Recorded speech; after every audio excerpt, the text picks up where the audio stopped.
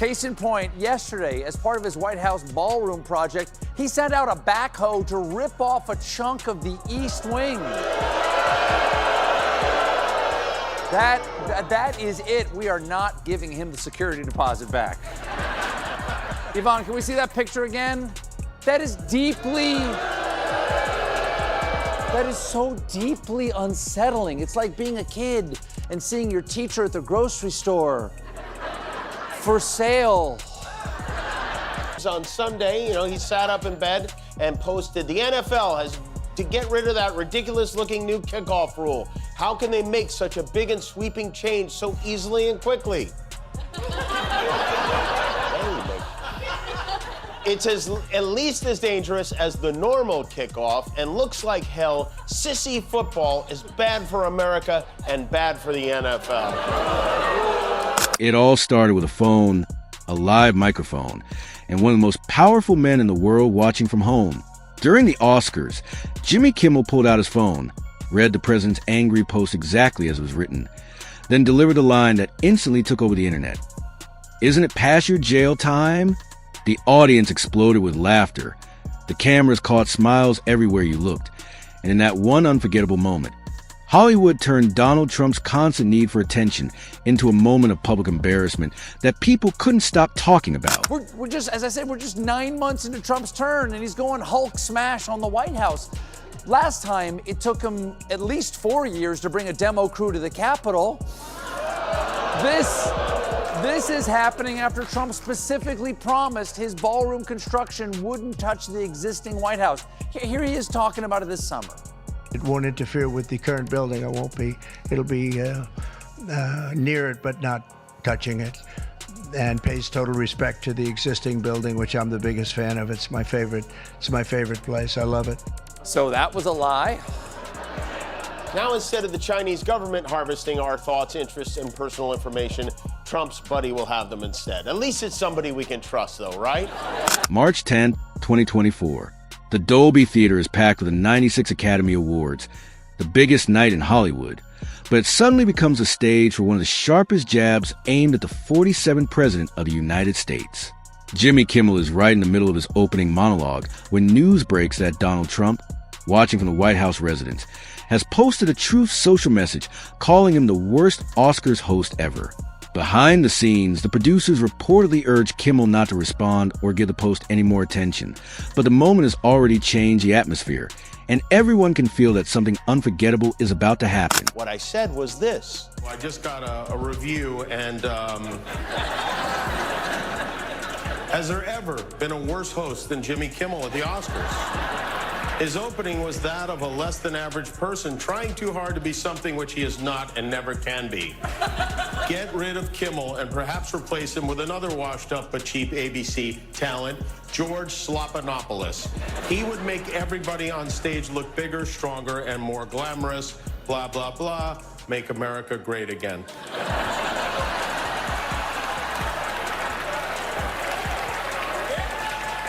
Okay, now. See if you can guess which former president just posted that on Tuesday. Anyone? No? Well, thank you, President Trump. Thank you for watching. I'm surprised you're still... Isn't it past your jail time?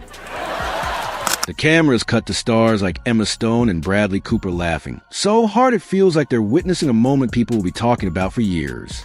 ABC's live broadcast catches every reaction, making the moment even bigger.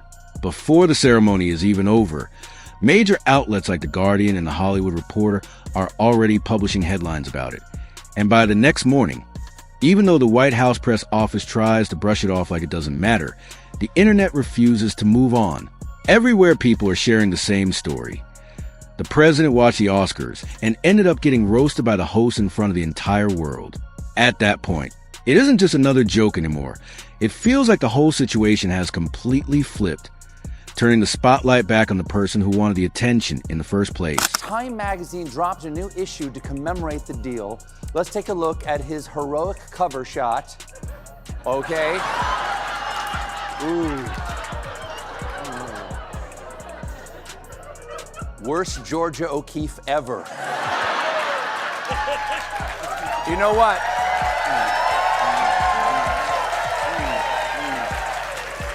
We've had a hell of a couple of weeks, but I did get some exciting news this weekend. According to a new poll from YouGov, which is a serious polling site, or they were before this, I am more popular than the President of the United States. Thank you. Oh, thank you. For someone who built his public image around always controlling the spotlight, this moment turned everything upside down. Jimmy Kimmel shifted the attention back onto Donald Trump and made him the center of the joke instead. With a single punchline, the balance completely changed. And just when it seemed the moment might fade, Kimmel leaned into it even more on his show the following night. He joked that Trump's Truth Social post had become his newest award, held up his phone like it was an Oscar, and said, "I've got my Oscar now. It's called a Trump post." The audience burst into laughter once again because by then, what started as a simple exchange had turned into a running feud, with Kimmel using humor to keep the spotlight exactly where Trump never expected it to be. Considering the fact that I'm not a convicted felon friend of Jeffrey Epstein, and I've never paid off a porn star or sent a team of masked goons into a park to pull an old lady away from her grandchildren, I feel like my rating should be higher maybe than... At this point, finding a toenail in your salad has a 7-point lead over Donald Trump. And I hope he doesn't see this. I hate to, I don't like to upset him, but I think he might be upset because the White House put out a statement this afternoon. This is a real statement. Over 77 million Americans showed up on Election Day to cast their ballots for President Donald J. Trump, who is delivering on his overwhelming mandate to put America first. Jimmy Kimmel prays every night to garner a fraction of that support to keep his show on air after ratings dropped 64% last week. Sad. I like sad with an exclamation point. Late night hosts have been joking about Donald Trump for years. But this felt different because Jimmy Kimmel did it in real time, in front of a worldwide audience, using Trump's own words against him. It wasn't just another roast that people laughed at and forgot for many viewers. It became one of those moments that completely shifted the conversation. If you're enjoying this breakdown and want to see more stories where powerful public figures are challenged through comedy, make sure to hit the like button so more people can find the video. But that wasn't the end of it.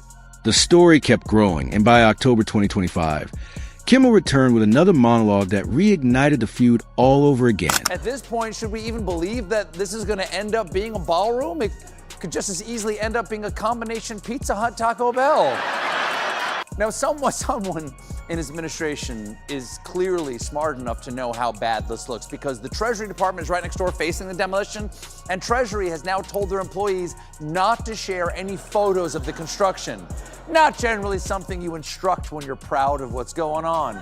Hey guys, remember, no photos at my wedding, and it's not because I'm marrying a body pillow of Mariah Carey.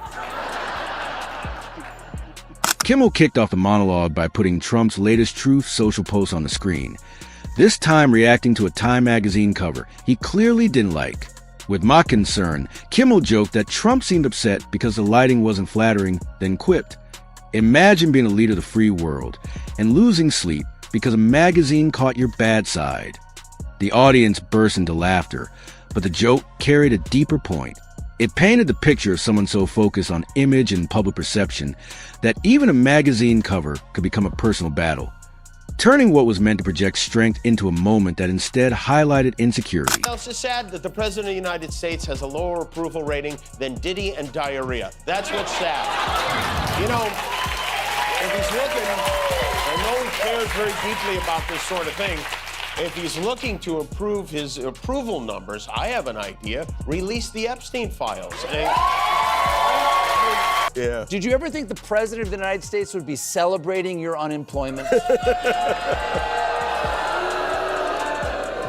I mean, that son of a bitch, is really unbelievable. Mr. Son of a bitch. I mean, Mr. Son of a bitch. His royal...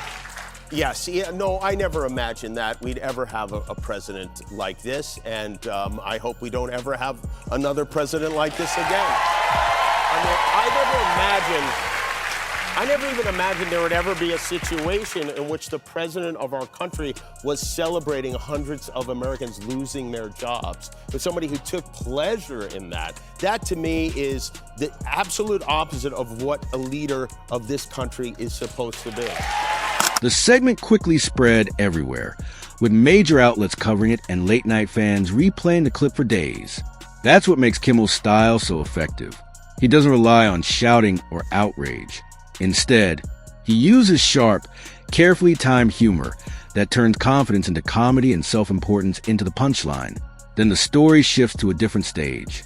It's May 1st, 2017, on The Late Show with Stephen Colbert. Colbert walks out with his desk covered in papers, his sleeves rolled up, and a studio audience that can sense something big is about to happen.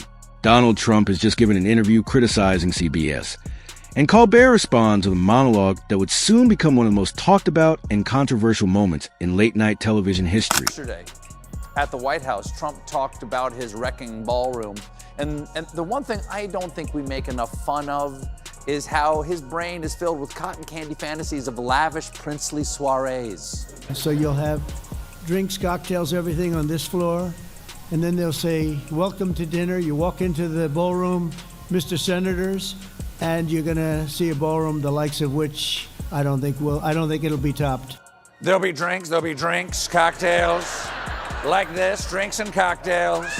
A vast majority say they want to see the Epstein files. 77% of Americans want the Epstein files released, but 100% of our American president does not want them released. Trump's treating these Epstein files like the grumpy old neighbor on Halloween. He turns off all the lights and just hopes the trick-or-treaters will assume there's nobody home. He's like, do you people not understand what a wonderful secret means? Then came the line that instantly took over the conversation. Colbert looked straight into the camera and delivered a remark that would dominate headlines and spark intense debate.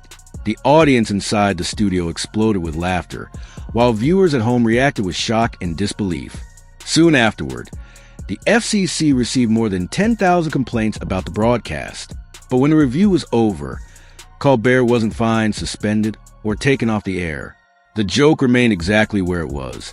The controversy only made more people tune in, and the show's ratings climbed even higher. In the end, the line that many thought might threaten his career became the very moment that defined it and cemented its place in late-night television history. I have this wonderful news for my dear friend Jimmy and his amazing staff. They continue their show. That's right. You know, I'm so happy for them. Plus, now that Jimmy's not being canceled, I get to enjoy this again. Yeah.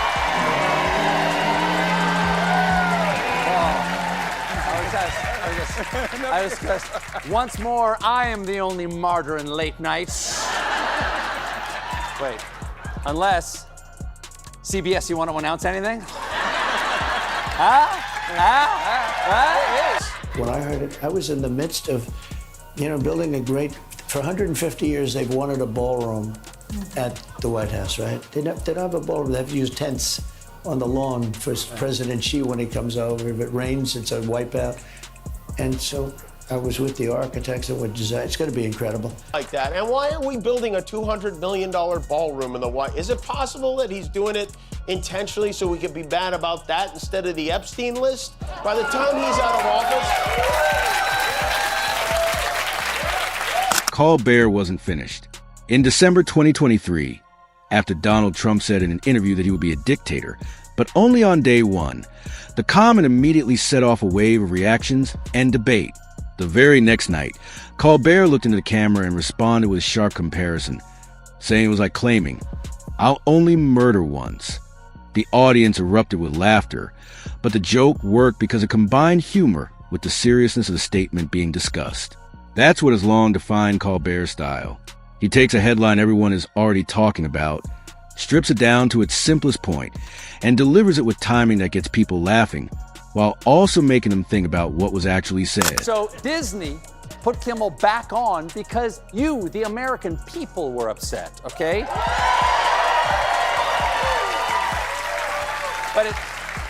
But not just people, also Ted Cruz. It's true. Cruz was one of the conservatives who were outraged by the administration's attack on free speech. He threatens explicitly, we're going to cancel ABC's license. We're going to take him off the air so ABC cannot broadcast anymore. He threatens it. He says, we can do this the easy way, but we can do this the hard way. Yeah. And I got to say, that's right out of Goodfellas. That's right out of a mafioso coming into a bar going, nice bar you have here. It'd be a shame if something happened to it. Wow, I gotta say, I am shocked that I agree with Ted Cruz on something.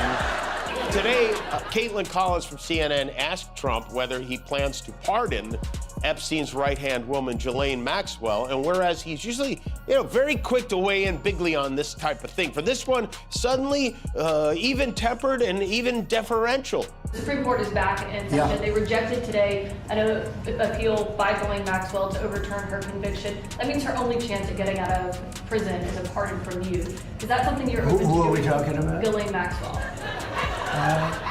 I haven't heard the name in so long. I can say this, that I'd have to take a look at it. I'll look at it. I have a lot of people who have asked me for pardons. I call him Puff Daddy has asked me for a pardon. And she was convicted of child sex trafficking.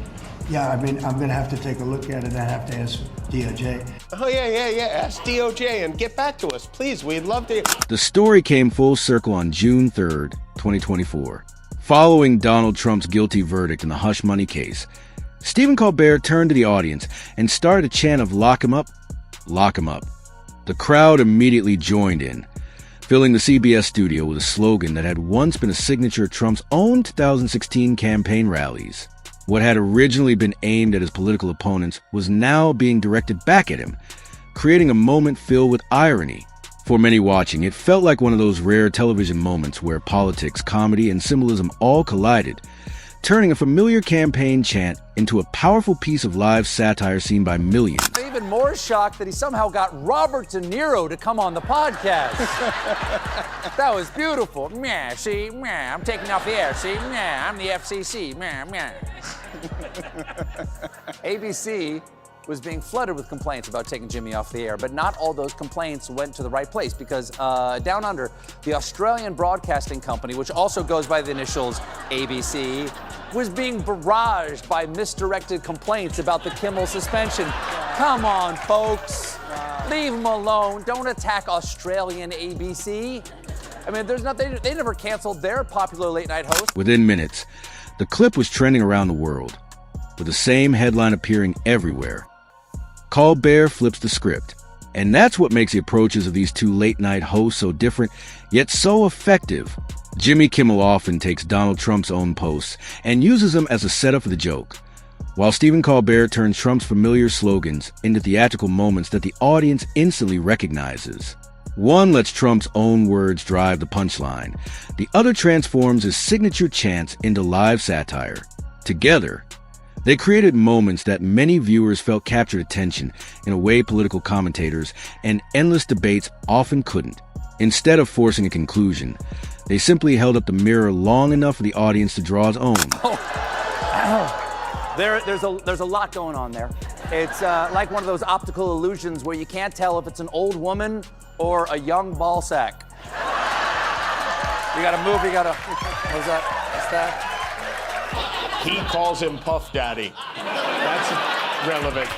The notorious P.I.G. is busy with all manner of distractions right now. He rallied the troops in Norfolk over the weekend at an event to commemorate the 250th anniversary of the Navy. He treated the crowd to his signature dance and to his still inexplicable theme song.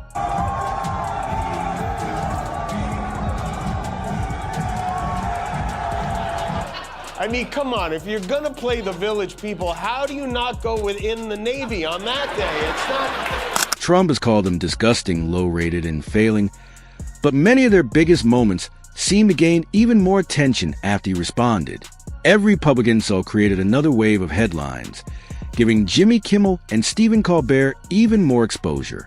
Whenever Trump mentioned Kimmel, the conversation around his show grew louder, and Colbert's biggest monologues often dominated social media and news coverage after delivering another headline-grabbing joke.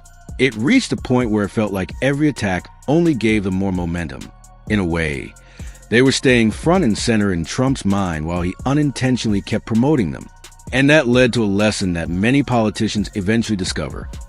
It's incredibly difficult to win a public feud with a comedian who has a live audience, a nightly platform, and the ability to turn every response into the next joke. It's been a tough PR week for the GOP. Last week, Politico published a young Republican group chat loaded with horrible messages like, "I love Hitler." Then, a Republican congressional staffer was seen on Zoom with a Nazi swastika American flag hanging on the wall behind him. But folks, that's all in the past. Until yesterday, we found out that a Trump nominee boasted of having a Nazi streak in group chats. All right, Yvonne, let's reset the counter. Days since last Republican Nazi thing. There you go. Dancing Donald wasn't the only Trump on hand to fire the sailors up.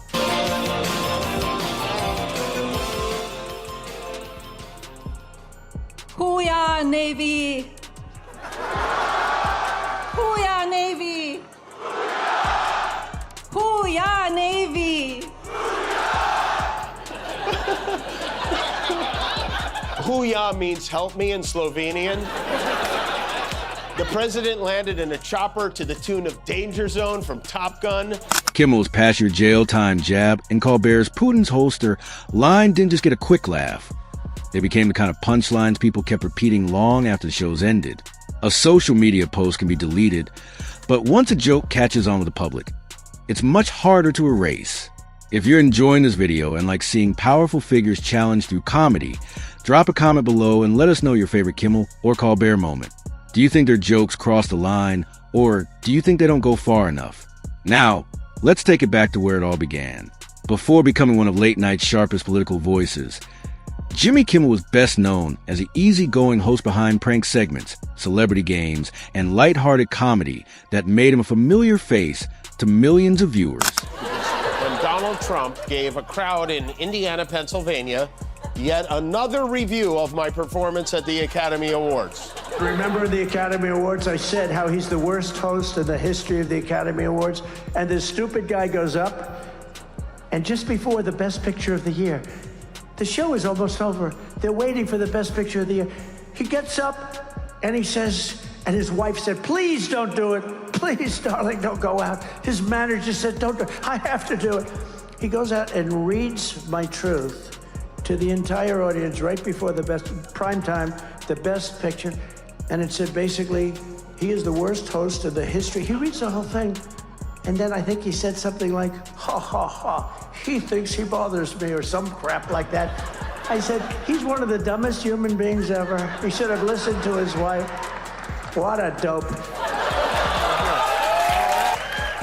Duck Rabbit. Now, of course, hey, how's it going? Of course, the President of the United States is far too busy hammering out the details of a deal to end a generational conflict in the Middle East to worry about how he looks on some bi-weekly magazine, you would think. But, of course, he posted, "Time magazine wrote a relatively good story about me, but the picture may be the worst of all time." He's right. You gotta hand it that. It is. It is one of the worst. Trump's greatest political strength has often been his ability to command attention, and Jimmy Kimmel and Stephen Colbert built some of their most memorable monologues around that very trait. They didn't rely on leaked documents or anonymous sources to make their points. Instead, they used humor, timing, and the reach of national television to highlight moments they believed spoke for themselves. Their approach was simple. Take a headline everyone was already talking about, add the right joke at the right moment, and let the audience decide what it meant. If you've enjoyed this breakdown and still think late night comedy plays an important role in political commentary, be sure to hit the like button and share your opinion in the comments. Which moment do you think landed harder? Kimmel's Oscars exchange or Colbert's lock 'em up chant? And if you're watching on YouTube and want more stories like this, don't forget to subscribe so you won't miss the next video.